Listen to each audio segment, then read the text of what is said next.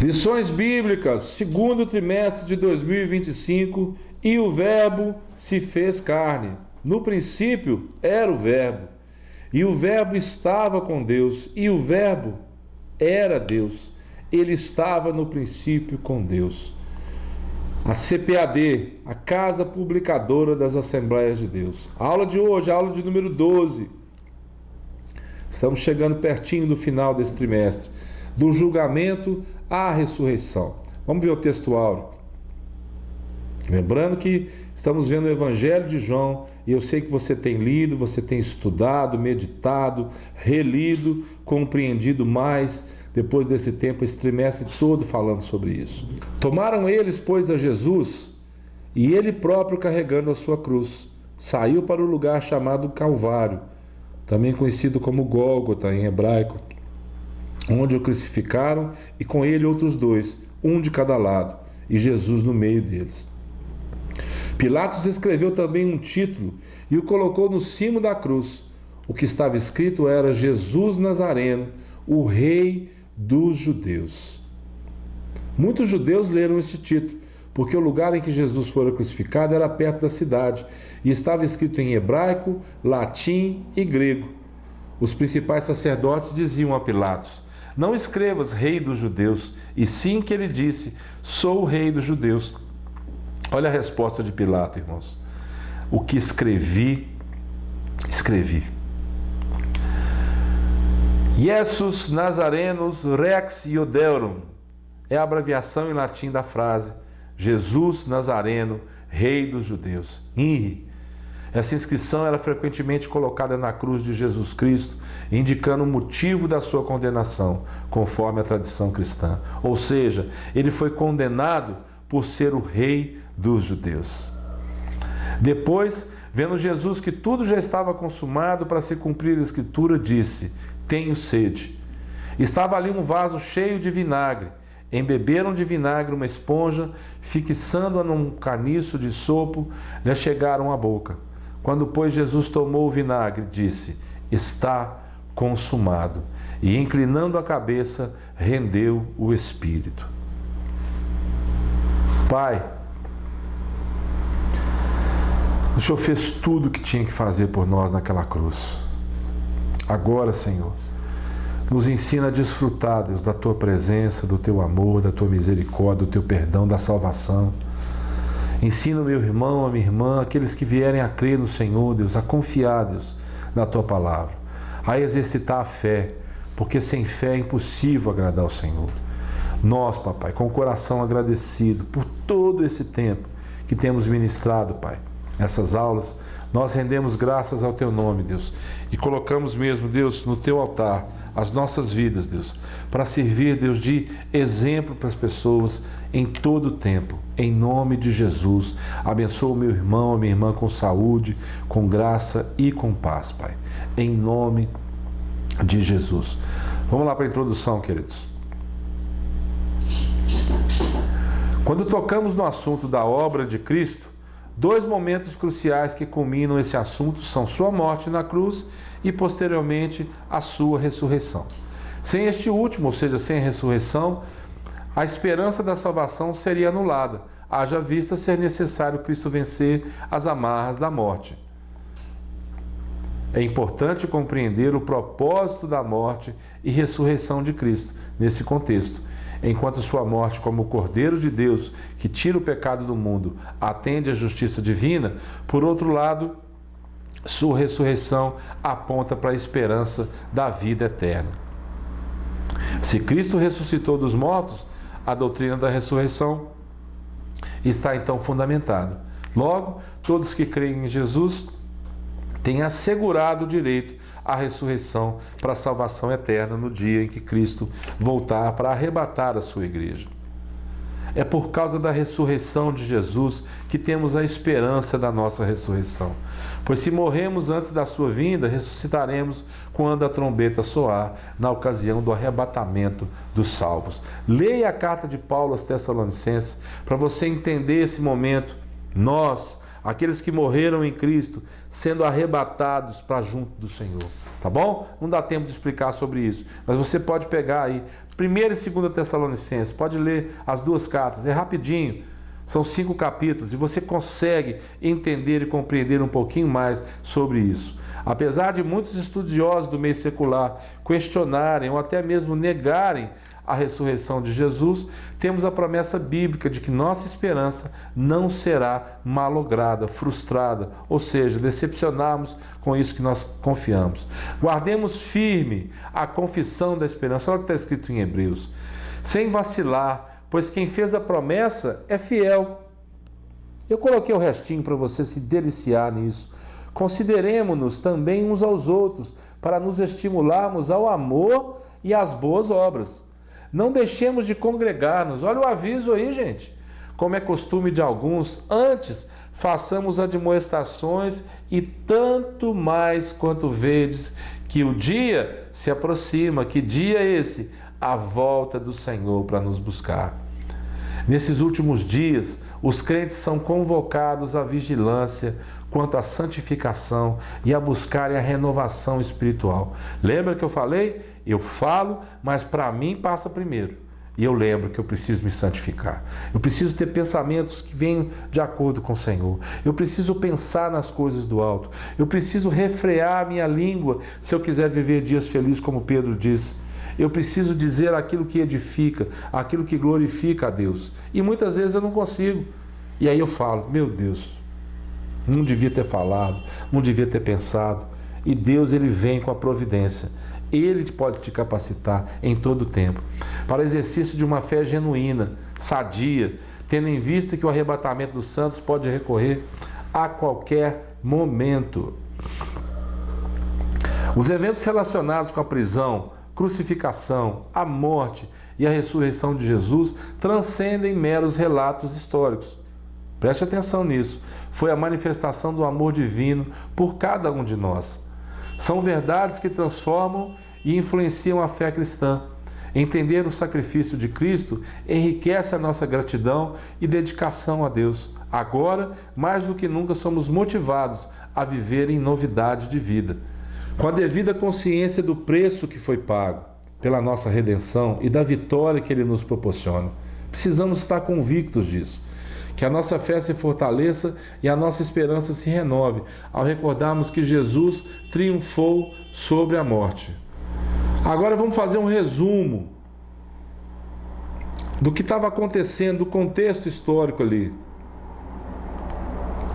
Após ter proferido o seu último discurso aos discípulos e os ter preparado para a traição de Judas Iscariotes, Jesus atravessou o ribeiro de Cedron e fez uma paragem no jardim do Getsêmani, também conhecido como Monte das Oliveiras, porque tem um monte de oliveira naquele lugar. Naquela madrugada, tudo parecia cinza, triste, carregado de tristeza e angústia. Os soldados romanos e os membros da guarda do sumo sacerdote foram guiados por quem? Por Judas Iscariotes, até o local onde Jesus estava com os seus outros discípulos. 30 moedas de prata foi o valor acertado entre Judas e aqueles homens. O traidor identificou Jesus com um beijo traiçoeiro.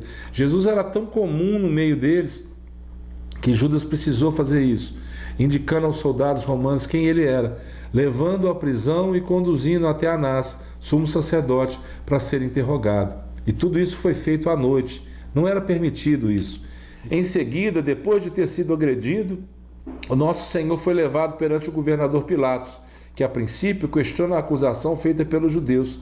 Jesus foi detido durante a madrugada. Ao amanhecer, depois de ter passado pela casa de Caifás, os judeus preferiram que a condenação viesse do governador Pilatos. Eles levaram Jesus até ele, apesar dele preferir que fossem os próprios judeus a julgar Jesus conforme as leis judaicas da época. Pilatos, na tentativa de aliviar a pressão política dos judeus, cedeu à hostilidade deles e decidiu colocar Jesus ao lado de Barrabás, um criminoso notável. Meu Deus do céu! Pilatos, na tentativa de aliviar a pressão política dos judeus, cedeu à hostilidade deles e decidiu colocar Jesus ao lado de Barrabás, um criminoso notório, declarado, e eles escolheram. O povo, em sua maioria, preferiu libertá-lo em vez de desistir da crucificação do nosso Senhor. O ódio religioso era tão intenso que eles não conseguiram ver nada que pudesse impedir a condenação de Jesus Cristo. Lembra da mulher de Pilatos? Ela disse para ele: não te metas com esse homem, porque durante a noite eu sonhei com ele. Mas Pilatos ficou sem saber. E eu pensando um dia sobre isso, se Pilatos não tivesse feito, outra coisa teria que ser feita, porque Jesus tinha que ser entregue para a crucificação. Então não dependia de Pilatos. Tanto que aquela conversa de Jesus, você não sabe que eu tenho autoridade, Pilatos fala para Jesus, Jesus fala assim: olha, você não teria autoridade nenhuma se do meu Pai não tivesse sido dada. A gente precisa entender isso, meus amados, como providência de Deus, para que Jesus, ele sabia que ele ia morrer na cruz. Ele sabia, mesmo dizendo aquilo que ele disse para o Pai, mas saber que ele ia ficar separado do Pai foi o que entristeceu Jesus, a ponto de ele dizer: Deus meu, por que me desamparaste? Por causa do meu e por causa do seu pecado. Pilatos mandou que Jesus fosse açoitado e posteriormente os soldados, para humilhá-lo, ainda mais colocaram sobre a sua cabeça o quê? Uma coroa de espinhos, provocando-lhe ferimentos e fazendo sangue escorrer pelo seu rosto, além de zombarem dele. Maneira essa de escarnecer da sua suposta realeza.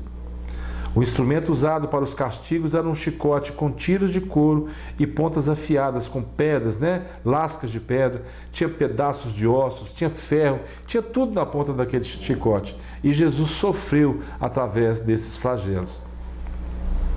Jesus foi ferido e teve sua carne dilacerada pelos golpes. Nesse momento, nosso Senhor assumiu as nossas enfermidades. Lembra do que Isaías escreveu? E dores. Foi afligido e oprimido, foi castigado pelas nossas transgressões e iniquidades. O castigo que nos traz a paz estava sobre ele, e pelas suas pisaduras, eu e você, nós fomos sarados, cumprindo assim a profecia do profeta Isaías. Depois de tudo isso, Jesus carregaria sua cruz até o Gólgota. Aquele que quiser vir após mim, o que Jesus disse? Tome a sua cruz e me siga. Os evangelhos sinóticos, ou seja, Mateus, Marcos e Lucas, dão todos os detalhes desse evento. Ao lado dele foram crucificados dois outros criminosos, O ladrão, um que se arrependeu, e o outro. Após declarar que tinha sede, ciente de que sua missão na terra estava completada, não hesitou em proclamar a vitória do plano divino ao afirmar o que? Tetelestai. A frase "está consumado", que Jesus pronuncia na cruz, é conhecida em grego como tetelestai. No entanto, em hebraico, a tradução mais precisa para "estar consumado", com o mesmo significado, é "está pago", ou concluído, ou terminado. Ele completara, enfim, a tarefa dada pelo Pai. Um grito não de derrota, mas uma declaração de vitória. Na manhã do primeiro dia da semana, no domingo, ocorreu um terremoto na área do sepulcro e um anjo de Deus deslocou a pedra, sentando-se sobre ela. Foi nesse instante que Jesus ressuscitou do lugar onde o seu corpo se encontrava. O túmulo agora estava vazio, evidência clara da ressurreição de Cristo. No primeiro dia da semana, está escrito aí: Maria Madalena foi ao sepulcro de madrugada, sendo ainda escuro, e viu que a pedra estava revolvida. Então correu e foi ter com Simão Pedro e com o outro discípulo, que é João, a quem Jesus amava, e disse-lhes: tiraram do sepulcro o Senhor e não sabemos onde o puseram. Saiu, pois, Pedro e o outro discípulo e foram ao sepulcro. Ambos corriam juntos, mas o outro discípulo correu mais depressa do que Pedro e chegou primeiro ao sepulcro. E, abaixando-se, viu os lençóis de linho, todavia não entrou. Então Simão Pedro, seguindo-o, chegou e entrou no sepulcro. Ele também viu os lençóis e o lenço que estivera sobre a cabeça de Jesus, e que não estava com os lençóis, mas deixado num lugar à parte. Então entrou também o outro discípulo, que chegara primeiro ao sepulcro, e viu e creu, pois ainda não tinham compreendido a Escritura, que era necessário ressuscitar ele dentre os mortos, e voltaram os discípulos outra vez para casa. Está aí Pedro e João correndo. Era necessário que aqueles dois homens firmassem o seu testemunho sobre a ressurreição de Cristo. Eles seriam usados de maneira poderosa para proclamar as verdades do Senhor. Existem pelo menos duas razões para crermos na ressurreição do Senhor. A primeira baseia-se nas palavras de Jesus que afirmara ser necessário que ele ressuscitasse dentre os mortos. Está dito no Evangelho lá. Agora, a segunda razão é o fato de Pedro e João terem verificado que Jesus já não estava no sepulcro quando souberam do túmulo vazio. No entanto, quando Maria Madalena olhou novamente para dentro do túmulo e viu dois anjos de Deus que lhe asseguraram que Jesus estava vivo, ela não conseguiu imaginar que seria a primeira pessoa a contemplar Jesus de forma gloriosa. Jesus lhe deu a instrução de comunicar a eles que ele estava vivo. Lembra? Rabone. Apesar do receio e da incredulidade de alguns discípulos, mesmo após ouvirem o testemunho de Pedro e João, e em especial de Maria Madalena, que viu Jesus e falou com ele pessoalmente, Jesus apareceu entre eles no primeiro dia da semana, e aí já vimos na aula passada e sabemos: paz seja convosco.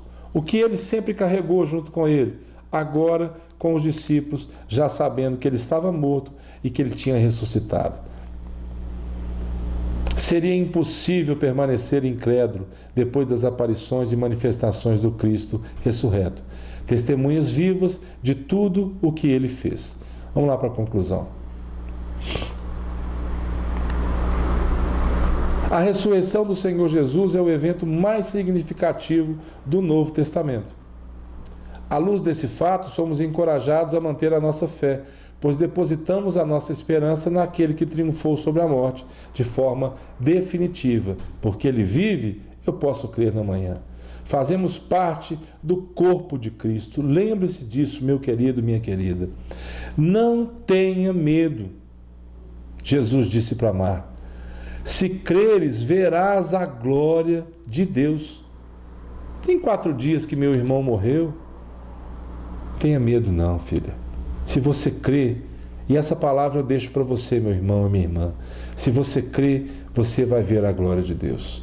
Eu quero ver a glória de Deus. Por isso, eu creio nas palavras, nas promessas dele para mim. Eu creio na presença do Espírito Santo, na consolação. Eu creio. Então, paz seja convosco.